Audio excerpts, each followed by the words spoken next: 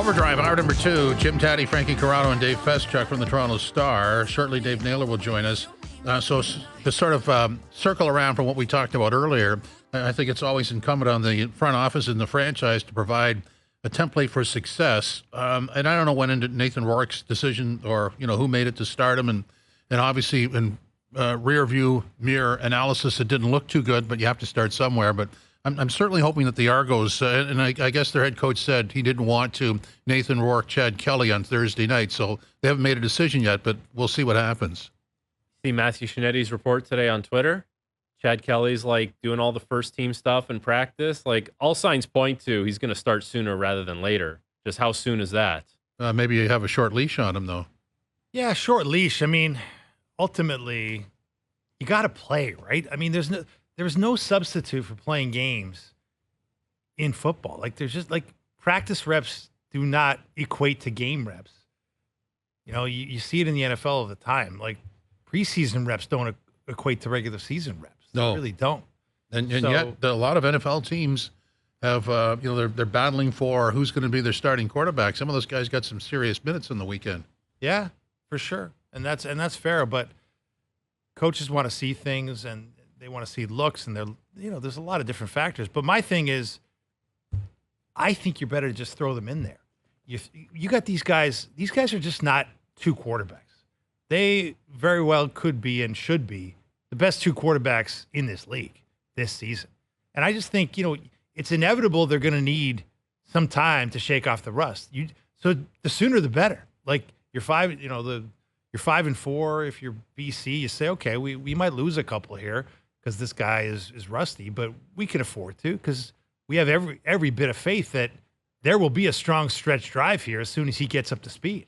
Well, and I guess with the Argos, too, it's you want to get Chad Kelly in there as soon as possible because the other quarterback options, they're not in the same league as Chad Kelly. And I think it's important to point out here, when it comes to him being reinstated, you have to trust that the league has done their due diligence and they've made sure that they've taken the right steps and he's, taken the right steps along the way here on his journey to getting back to being able to play. Mm-hmm. Because if you can't trust that the league has done the right thing, then who do you trust at that point? So they've obviously said he can play. Hopefully everything's, fine under the hood there. And now he can help the Argos. But it's last chance Chad, right? Yeah. That's what this is. Well, yeah. The only similarity between him and Nathan Rourke is the fact they're likely to play on short notice. However, having said that, Chad Kelly would have always understood that after 9 games, if he fulfilled everything, and if the league signed off on it and the agreement was reached, he would play. Nathan Rourke 2 weeks ago, no idea. We didn't even see this coming. No, this was a fast turnaround. He got cut. Fast. I mean, I think we're going to have Naylor on shortly, and I think when we circle back with Naylor, there was a lot of feeling that he would stick out the season looking to hook on with another NFL team because there's injuries that happen and even 2 weeks that ago. arise. Even 2 weeks ago, if you asked a CFL insider, and I did, is he going to come back? Maybe next year. There was no plan for this to happen for Nathan Rourke. No, his patience got tried by the really brutal reality of the NFL. And I guess at some point, like you said, you got to play. You can practice all you want, but nothing can replicate the actual pressure, the physicality of a game. And, having to be out there and doing it and not just, in a robotic kind of practice where it's token pressure and you're just going out there throwing the ball. There's just nothing can recreate what you get in an actual game. And that's for football players, hockey players, basketball players. It's different. It just is. And he needed to get that. And I'm sure that's a big reason why. He probably missed it too. That's a guy who's used to being, the center of attention. The ball always has to go through him. And he doesn't have that anymore. And I'm sure he's watching NFL, CFL, and he's like, I miss that feeling. I miss that feeling of competing and obviously winning. And now he gets to do that. Yeah, that really is the thing that I think maybe we missed when we thought, oh, he'll stick it out in the NFL. You can't not sort of try and punch that lottery ticket because the rewards at the end of the NFL rainbow are so disproportionately massive in a league where they're paying quarterbacks $50 and pretty soon $60 million. And he's going to make an awfully good living in the CFL, but $800,000, it doesn't really compare, right? And but what we may have missed is this guy's a competitor, and he hasn't been able to compete, for more than year and a half, 2 years. Yeah. I mean, that eats at you. Yeah, the Rourke story is totally different. So in the Chad Kelly case, and I just want to bring this up just to be fair, this is a gender-based violence policy violation that he was suspended for. There was a lawsuit that was mediated and settled out, and so that's confidential. We're not told a lot about what the league dealt with because it's confidential, but I'm going to defer to David Naylor, our CFL and NFL insider. Dave, welcome in. And as I welcome you, and I guess the ultimate leadoff question is, from what you've been able to ascertain on this, from what you've been able to discuss with those involved, you must be comfortable. I don't want to feed words to you, but you must be comfortable with how they reached this decision. Yeah, I from what I understand, the league wanted, and we talked about this when I was on the program Friday, the league wanted to attach a condition or some conditions to his reinstatement. Counseling, ongoing counseling being one, for instance, and another was something called the last chance agreement, where essentially, the league was reserving the right to kind of have a one strike and you're out policy. And I don't know how they define what that one strike would be, but I think the component that they were disagreeing on Friday was whether Chad Kelly would have an appeal as part of his last chance agreement. And the league didn't want him to have that, and the Argos and Chad Kelly's representative did. It's a right that is, owned by every CFL player under the collective agreement, and yet the league wanted to take it away from Chad Kelly. And from what I understand, the discussions carried on into the weekend, and ultimately Chad Kelly is returning to the field with the right of an appeal, but under this last chance agreement. And it's, you're right. It is a story. You say he was.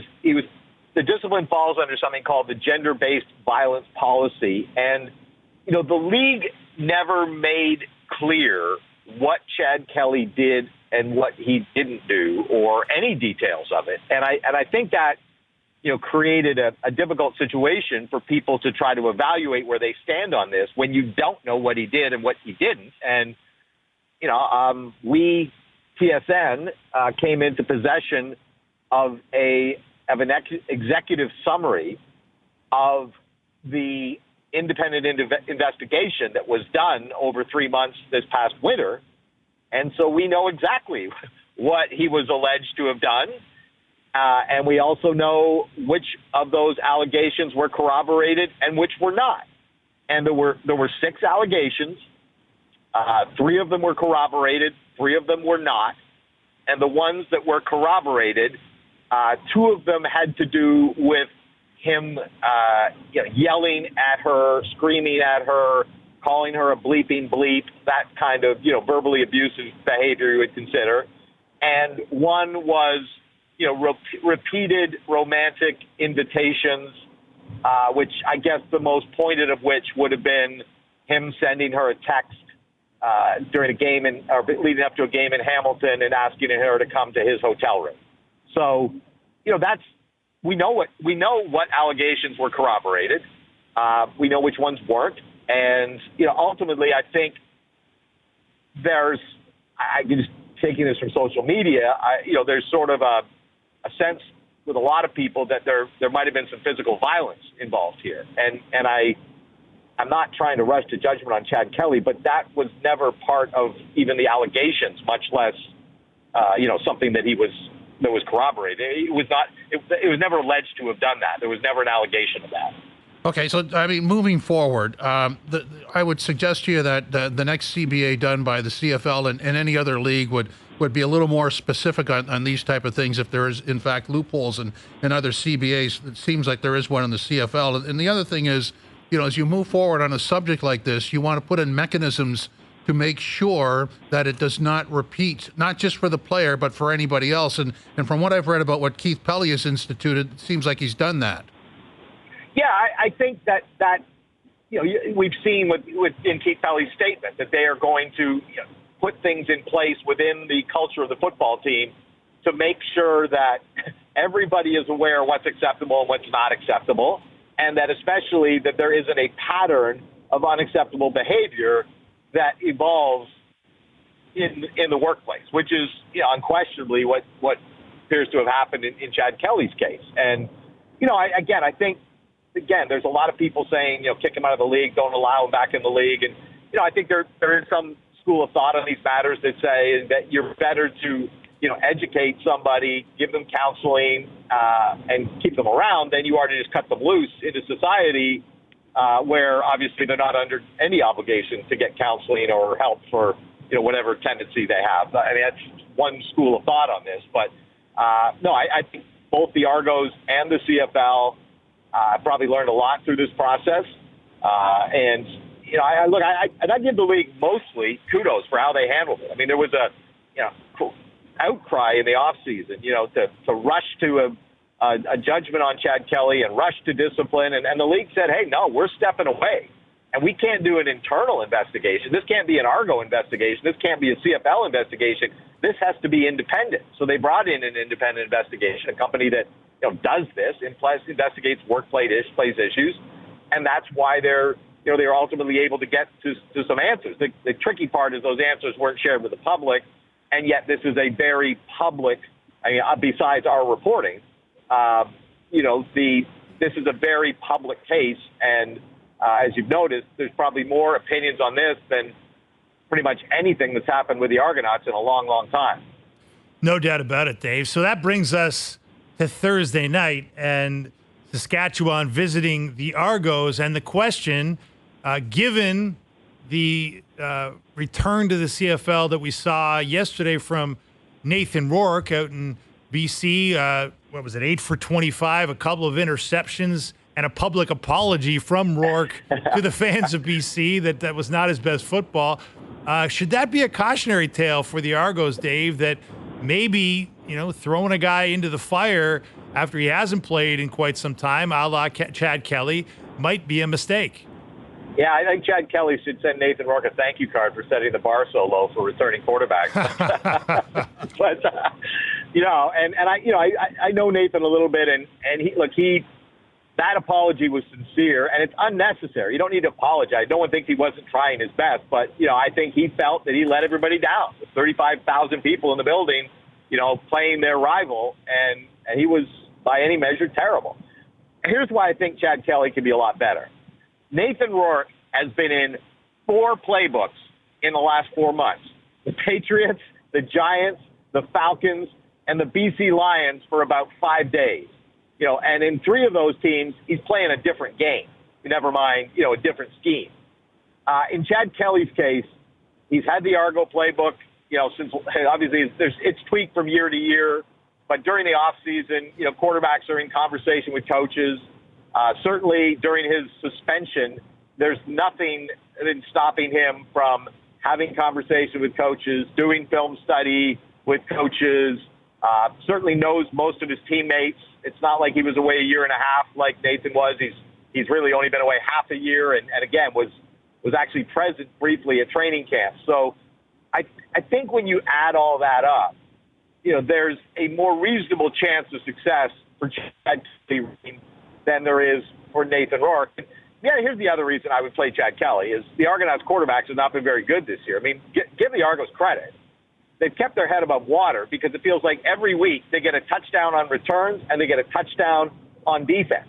And, if you're going to give me 14 points from my defense and special teams every week, I'm going to win some games no matter who's playing quarterback. But Chad Kelly does not have to be the Chad Kelly of 2023 out of the gate to give the Argonauts an improved presence at quarterback. So, I think probably scaling things back for him a little bit would probably, be a good idea. And maybe there's some inspiration for that taken from Nathan Rourke's experience. But I expect Chad Kelly to be better than Nathan Rourke was. That being said, I certainly didn't anticipate Nathan Rourke playing as badly as he did last night against Winnipeg.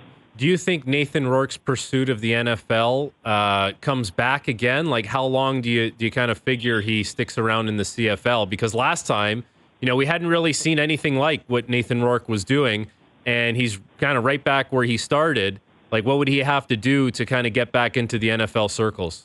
It's a great question. And, I put out a tweet one night last week and just said, and this was before Rourke got picked up by BC. It was after he got released by Atlanta. I said, I wonder if Nathan Rourke, rather than going to the NFL after one great season, which was also an injury-interrupted season. I think he missed about 5 or 6 games.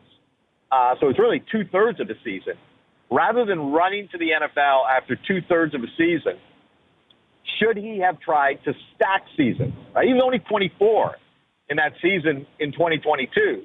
So should he have tried to stack seasons at 24, 25, 26, try to create more of a market for himself in the NFL and go into a better situation than he did in Jacksonville? Now, people may remember when he signed in Jacksonville, he was pretty public about the fact that he was going to a place where he believed that he was going to have an opportunity to compete for the number 2 job.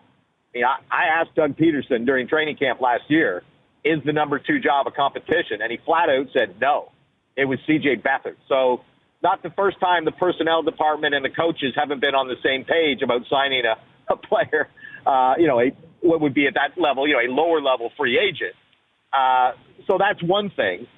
But, someone pointed out to me, that's what Bo Levi Mitchell did. If you look at Bo Levi Mitchell from 2014 to 2018, he played about as well and won about as many games as you could in the Canadian. I think we lost him. Uh-oh. Is he there? Dave, you there? You got to get Naylor back on the line. There he is. He's there. He's there he goes. On the Maple Toyota hotline. Dave Naylor. There he is. Sorry, on dead spot on the 401, guys. Uh-oh. It's that truck in front of you. It's a blocking truck. We should just reconnect with him. So, getting us some interesting stuff. I was just looking at the Western standings based on the Winnipeg win last night. The Bombers are resuscitated now at 4-6. Edmonton has won 3 in a row. We'll get into the Hamilton situation with them as well. But Chris Jones taking over the defense in Hamilton. And that defense, with all due respect to Coach Washington, who departs, was porous all season long. When you're 2-8, I mean, someone's got to get fired, don't they? And the thing that I want to ask Naylor about, are we getting Naylor back on? Yeah, he'll be back. He'll be back. We're going to get him back on here. And I think the question of the moment really is, wait a second here. So Chris Jones got run out of Edmonton a month ago because the Elks couldn't win a game. They were 0-5. The Elks have actually, they've won a couple since. They've won three in a row. Since. Yeah, they were 0-7. So it's gotten better since Chris Jones left in Edmonton. And Hamilton puts up its hands and says, we're 2-8. We want that guy. Well, as a defensive coordinator, I mean, you know that when he was with Scott Milanovich in Toronto, they won a Grey Cup. That's what I wanted to ask you, Naylor. We were just talking about the woeful Hamilton Ticats at 2-8, cleaning out the defensive coordinator position, firing Mark Washington, and bringing in the guy who just got run out of Edmonton a month ago, Dave, in Chris Jones. I know Chris Jones's role in Edmonton was not defensive coordinator; it was head coach and GM. But what do you make of the chances that Chris Jones can help resuscitate a very, very difficult season in Hamilton? Well, I don't know if their personnel, plays to his advantage on that. But one of the things people said about Chris Jones in Edmonton was that he just had too much on the go. He was GM, head coach, defensive coordinator, and highly, highly involved in the personnel side as well, through his GM duties. And, one thing, Chris cut his teeth in this league as a defensive coordinator. That's how he made his name. And, of course, if you go back to 2012, the 100th Grey Cup, probably the last time the Argonauts played before a full stadium, it was at Rogers Center, and Scott Milanovich was the head coach. Chris Jones was the defensive coordinator. And that's so much of this stuff, and this is why a lot of people were predicting this, has to do with relationships, past successes you had with guys. That's what Scott Milanovich had with Chris Jones, and there's a lot of people around the Canadian Football League not completely shocked to see that. I want to finish that thought I had on Nathan Rourke about, I mentioned that Bo Levi Mitchell stacked seasons and went to the NFL and didn't get an opportunity for a signing bonus. He did get 3 offers, but he decided that no signing bonus money didn't necessarily lead him to believe he was going to get a great opportunity. I got a lot of DMs and questions from fans about why won't anybody give Nathan Rourke a shot? And I think it's important to understand, when you are an undrafted quarterback in the National Football League or a late-round pick, whether you're Brock Purdy or Tom Brady or Nathan Rourke, generally the only way you get an opportunity is somebody in front of you gets hurt or sucks. And that's what happened with Tom Brady, and that's what happened with Brock Purdy, and that's what didn't happen for Nathan Rourke. Nobody ever moves people out of the way for an undrafted free agent quarterback or a low pick. You have to be in the right place at the right time and hope the circumstance open up. It didn't happen for Nathan Rourke, and whether he goes back again, I think he will be very, very discerning about what opportunity he would go for. I don't think he wants to go through what he went through, particularly, this summer. That's like divine intervention. I just want to circle back to Chris Jones, because even on Twitter, or X, if you want to call it, on Saturday night, as the Cats were being dismantled, there were reports that Jones was on site and watching the game. And of course, he has a connection to Edmonton anyway. But there's no sort of compensation or permission, according to reports, that had to happen here. How is that? Yeah, okay. Chris Jones had a unique contract, okay? And this goes back to the Edmonton Elks got in a whole bunch of trouble because they fired a coach and a general manager, each with 2 years remaining on their deals in 2021. And the way the CFL works is you can amortize what's left on those contracts over 5 years. But when you do it with both, you really screw yourself. That's why they had to hire somebody in Chris Jones who could be GM, coach, and defensive coordinator, because they didn't have the budget to hire 3 positions because they'd done this with their GM and coaches, okay? Jones got a 4-year contract, but the termination language in that contract said they only had to pay him out for 12 months from the moment they fired him, no matter when they fired him within that 4-year contract. So this is year 3. He gets fired mid-season, new owner coming in. They basically did here's your money for the rest of this year and the half we owe you for next season, off the books, goodbye. So that's why permission was not needed, because he's no longer being paid by the Elks. Presumably, he could fit under Hamilton's salary operations cap because he's being paid. He's already got his money for all of this season and half of next from Edmonton. So it wouldn't require a lot of compensation from Hamilton at this stage if he's there to put himself in position for a job on that staff next year, which it certainly appears he is. Just switching gears to the NFL before you take off for the afternoon, Naylor. The Steelers quarterback race right now, is that compelling to you, watching Russell Wilson chop it up and then Justin Fields not exactly take the baton and run with it? Like, where are you at with the Steelers quarterback competition? I find it fascinating that the Steelers have taken 2 guys that their previous teams, especially in the case of Russell Wilson, really, really didn't want. Like spent a ton of money to get rid of. And then, in Justin Fields, I think that was the no-brainer because of where the Bears were drafting and who was available, right? And they held on to him probably just to try to drive the market for themselves, and ultimately didn't get that much for him. So, look, it's a tricky one, though, because you're not going to be attached to Russell Wilson for the long term, right? He's a short-term answer. And yet, because Justin Fields is going into his 4th year of his contract, you're going to have to make a decision on him pretty soon about whether or not he's your future. So, it doesn't really make sense for them not to play Justin Fields because they got to find out what he is. And yet, are you really attaching your future to Russell Wilson? The interesting thing on this for me is that Mike Tomlin got a contract extension right before the season, and kind of quieted all the speculation about his future. Here's what I can see happening. I can see this season in Pittsburgh being a disaster. I can see neither guy working out. I can see Mike Tomlin, smiling through it all because he's got the security of a new contract extension, and the Steelers will have a top 10 pick next year and take a quarterback, and neither of these guys will be part of their future. Dave, thanks very much. Enjoy your drive. Hey, my pleasure. Thanks, guys. David Naylor joined us on the Maple Toyota hotline. Check out Maple Toyota's huge truck and SUV lineup, including the Tundra, 4Runner, Highlander, and Grand Highlander. In stock now, ready to deliver. Visit mapletoyota.com. Up next, the highly, imitated Yes Guy, No Guy on Overdrive. TSN 1050, the iHeartRadio app, streaming online, and also watching on TSN 2.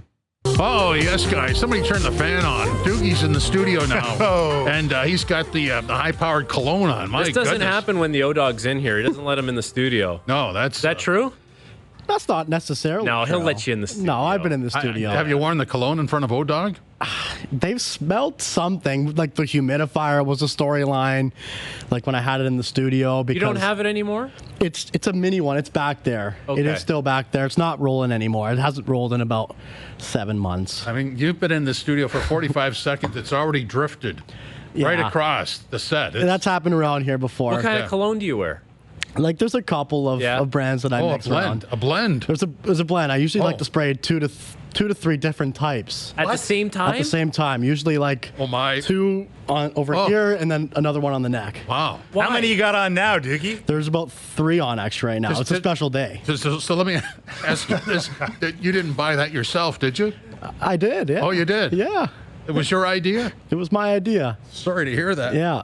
And Mrs. Doogie likes the cologne? Mrs. Doogie likes the cologne. Oh, there you go. Okay, That's you're it. safe. That's, You're it. safe. That's all that matters. Yeah. It doesn't matter She if does like Tatti the doesn't cologne. like it. No, as long absolutely as not. Mrs. No, Doogie's I'm a okay with non-factor it. in this Yeah. equation. Yeah. I'm There's a couple that she likes specifically, and I wear that around her. So there you go. Did she buy you them, or did she just kind of suggest them? she suggests them. Yeah. Yeah. Oh. Okay, well, Oh, you're that's lucky. Wait a minute. That's another story. We are. You're lucky we are not fragrance sensitive. Oh, boy. People are.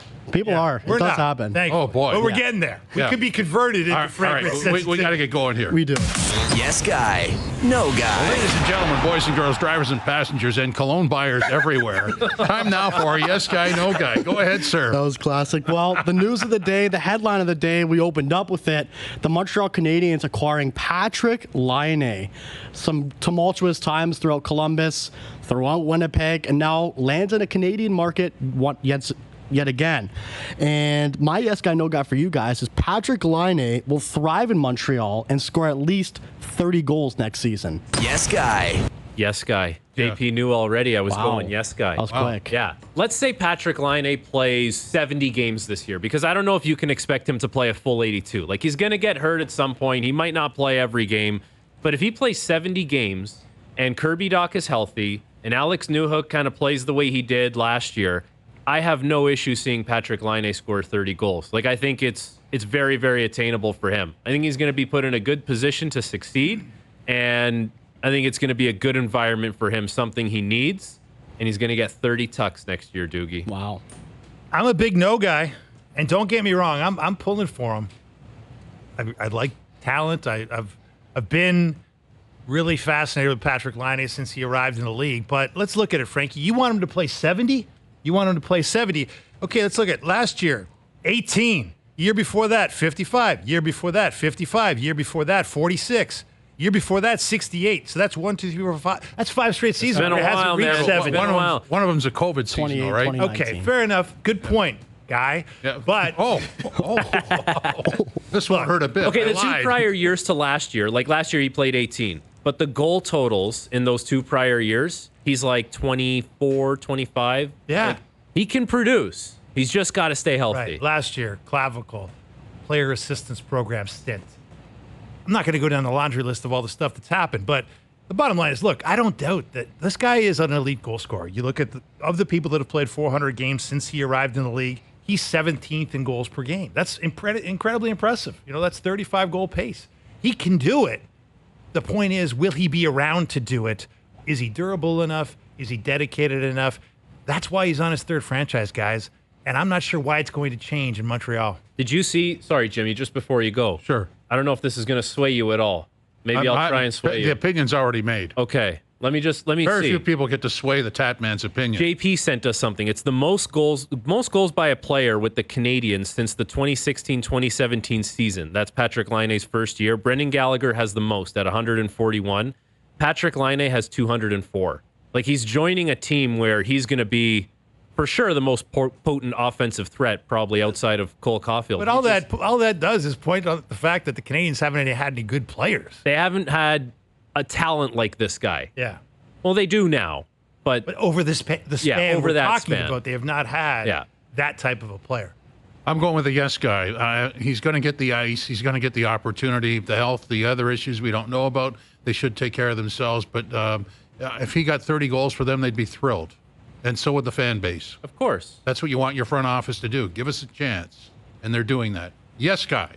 Yes, guy. And just got to add to that, he's a pure sniper. Like when you watch him up close and his presence around the net, it's very much like an Austin Matthews type. And it's kind of like a rivalry back again. Like, look at it. It's going to be Montreal Canadiens, Toronto Maple Leafs, Laine Matthews. That's a good point, We haven't seen that in a while. Against the Leafs captain. Like first game of the season in MTL. That's going to be a time. Yeah. Hopefully they can go goal for goal. Remember that game, Toronto and Winnipeg? Was that the first time they ever played against, where it was like they were going goal for goal? I believe that was and the then first Laine game. had that overtime winner. That was. It was electric stuff, Doogie. It sure was. Another electric storyline throughout the season will be the Edmonton Oilers. And by tomorrow morning, we'll know a situation with two players, Philip Broberg and Dylan Holloway, if they'll remain with this team. We know the St. Louis Blues have been pretty pesky over the last couple of days here, saying we're going to jump in and try to take these players. So yes guy, no guy, Edmonton will match both deals of Broberg and Holloway by tomorrow morning. They will. That's a no guy for me. One, it's got to be the defenseman. I don't know why they would trade Ceci and not match that offer unless there's something else up Stan Bowman's sleeve, which could happen. Yeah. I mean, he's a very good general manager. He doesn't like to be defeated in a situation, so maybe he's got something else, but I got to believe one, not two. I'm with you there, Jimmy. I'm going to say no guy. I believe it's the Broberg one that gets matched for the reasons that you said. They moved off Cody Ceci, but the other move that they made was bringing in Vasily Podkolzin from the Vancouver Canucks. This is a guy who was a top 10 pick a few years ago, and he hasn't really materialized into what a lot of people thought he would be. But when you compare him and Holloway, Holloway's a better player right now. Podkolzin still has some potential to get there. Podkolzin is also going to be about $1.2 million cheaper. So maybe they're betting that they can get a similar impact from Podkolzin for basically $1 million less than Dylan Holloway, and you're going to let him go to St. Louis. I think it's one, not both, Doogie. Sounds good. I think it's going to be both. I really do. I wouldn't have said that last week.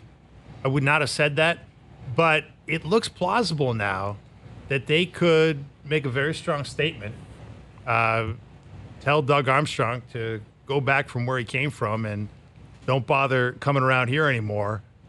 They've essentially wiggled their way and transacted their way to a place now where they could match both guys. And I think, to Frankie's point, in a lot of ways, it's the best option for them, because just keeping Broberg, you're kind of keeping a guy at a premium who's unproven, and just keeping Holloway, you're giving away, a speedy young player that played all 25 playoff games for you, and a guy you really can't afford to lose because you don't have an easy replacement for him.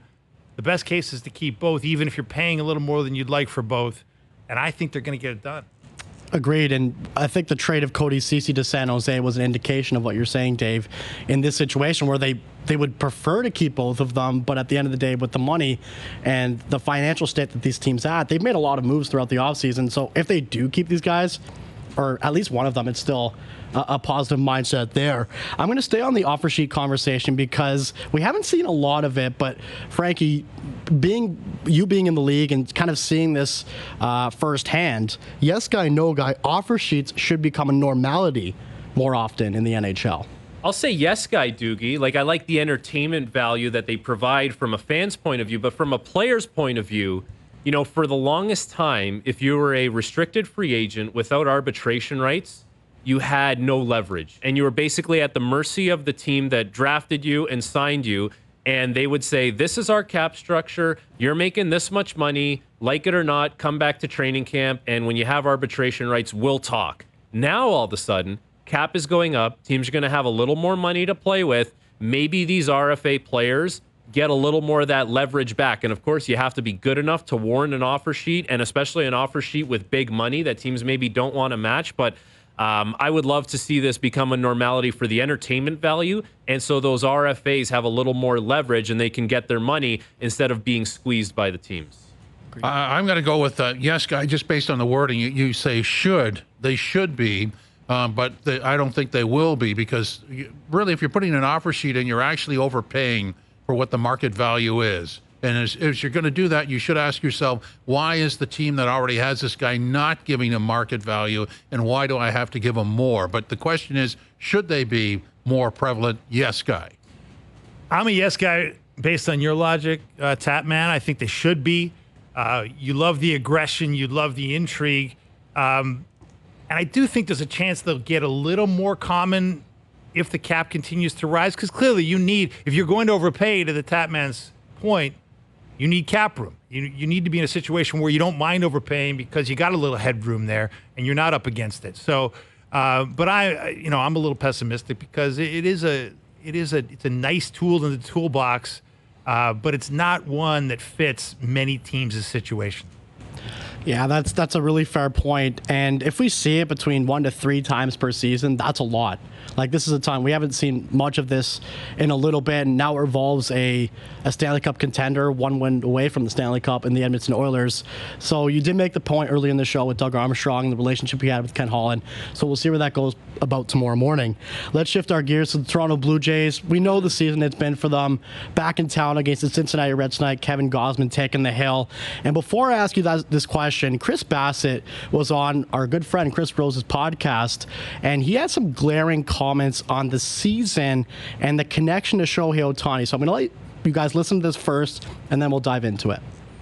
I don't want to identify the problems because some of the problems I don't think are fixable. The one thing I will say about the Blue Jays for this year, we put, I think, $700 million into Shohei Ohtani's basket and didn't get him. We really didn't have a pivot. This is the reality of the landscape, is that you need 3 or 4 superstars. We have to get more hitting to protect Vladdy, and then the pitching has to be a lot better. There's so many things that you could talk about. I mean, I could literally talk for 45 minutes on this of things that didn't go great. But again, I just don't think saying those things publicly is what is best for this organization. Dude, if that's what he's saying, Huge. in an open format there in front of a camera, what do you think these guys talk about when they go for dinner or go grab a couple beers after a game? Like, it's got to be getting ugly within that clubhouse there, the conversations they're having. They know the reality. They know where this team is at. Like, players have talked about it to a high extent, and we know they've come out and said this is not the right season. Even the general manager of this team, Ross Atkins, and Mark Shapiro and such have talked about the failure of this team. And one player who's become an integral part of the team over the past couple of years is Bo Bichette. Still on the IL, hasn't played in a little bit, still has an injury. September's going to be a huge moment if he gets back. There's not much meaningful baseball right now, but for Bo Bichette, this is going to be huge if this team wants to remain with him if he comes back to the lineup. So yes guy, no guy. Bo Bichette will be traded in the offseason from the Blue Jays. And before you answer, Bob Nightingale had a report saying the team is open to some trades and some new options, as Bo Bichette doesn't necessarily want to remain in Toronto. So yes guy, no guy, the Jays will trade Bo Bichette this offseason. I'm a no guy, Doogie, because a lot of the rhetoric that the front office has talked about is being competitive in 2025. And I'm just not sure you can trade Bo Bichette in the offseason and convince everyone, the players in the clubhouse, the fans, that this is the right move to keep you competitive in the here and now. Now, if you can try and convince Bo Bichette by putting a good group around him, bringing in some bats, maybe protecting Vladdy in the lineup, fixing the rotation, fixing the bullpen, all these things that you have to do, and then see if you can try and do it next year, be competitive, and then see if that convinces Bo to want to stay. But I can't see them just giving up and saying, well, okay, we'll trade Bo Bichette and we'll still expect to be competitive next season. Yeah, I'm a no guy. For many of the reasons Frankie outlined there. I mean, it's just they're not in a position to go backward here. They're not in any way, shape, or form trading Bo Bichette for prospects. It's hard to fathom a trade where they get equal value back, considering they're selling low if they're selling now on Bo Bichette.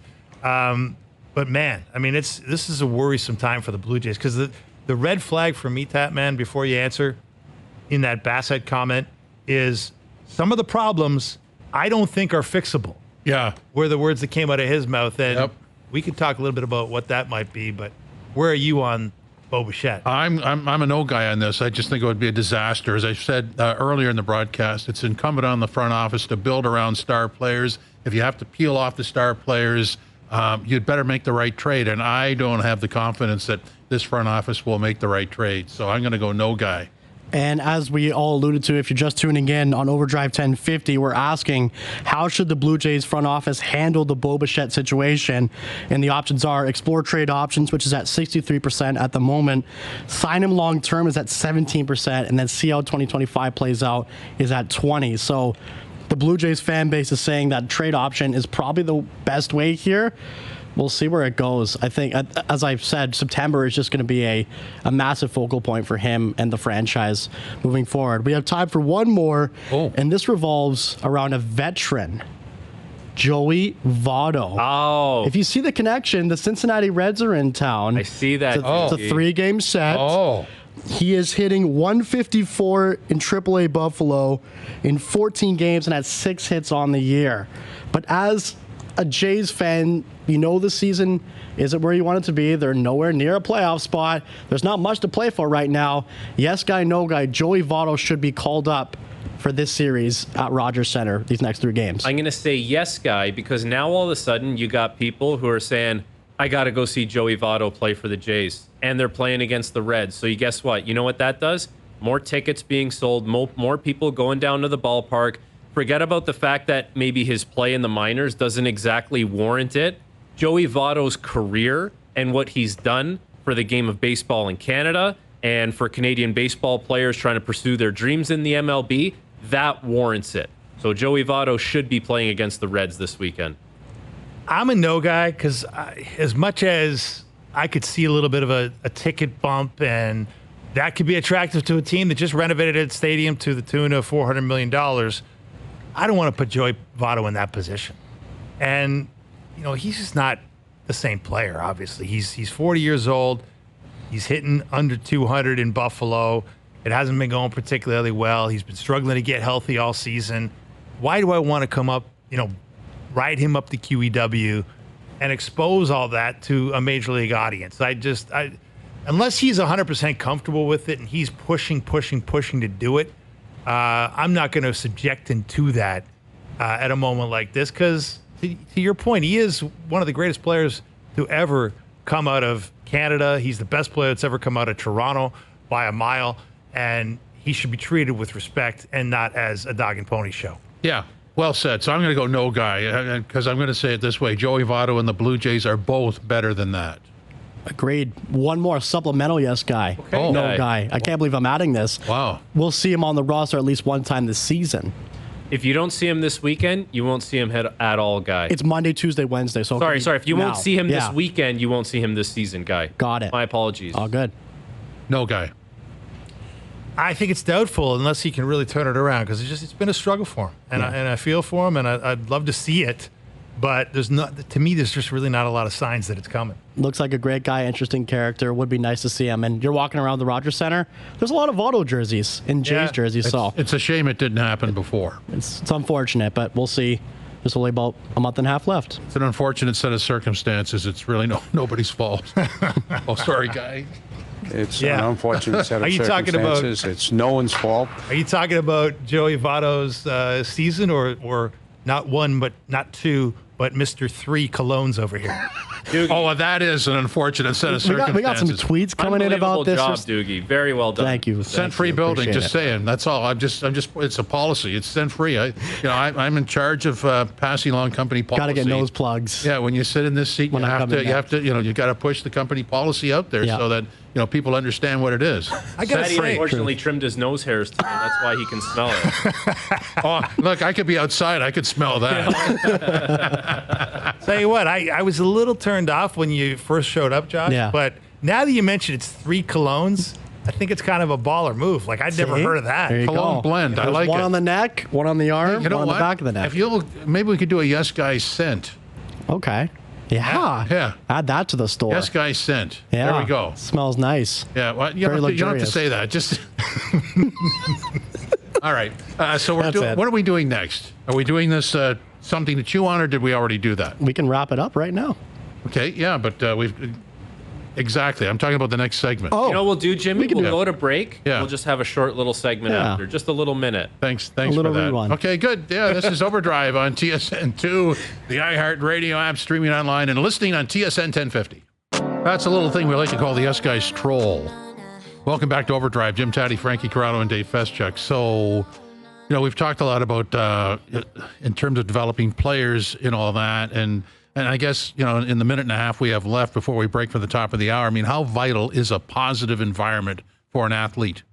It's huge, Jimmy, but especially when you're a young guy. I think when you're a young guy, you need to be brought up with, some kind of a mentor in an environment that is conducive for success, where people aren't breathing down your neck, where people aren't ridiculing your every move, whether it's on the field, off the field. Like, there has to be a little bit of a gentle touch, as well as the rigid kind of, instruction you receive from coaches and peers. Like, it's a little bit of a balancing act.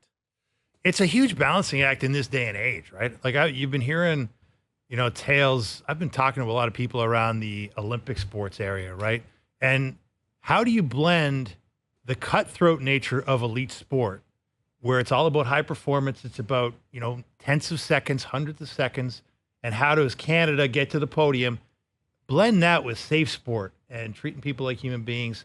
Not as easy as it is, as you might think. Very difficult. It's a blend for sure. We were talking about fragrance blends, and now we have this blend, and we'll continue on in Overdrive on TSN 1050, the iHeartRadio app, and also you're watching on TSN 2.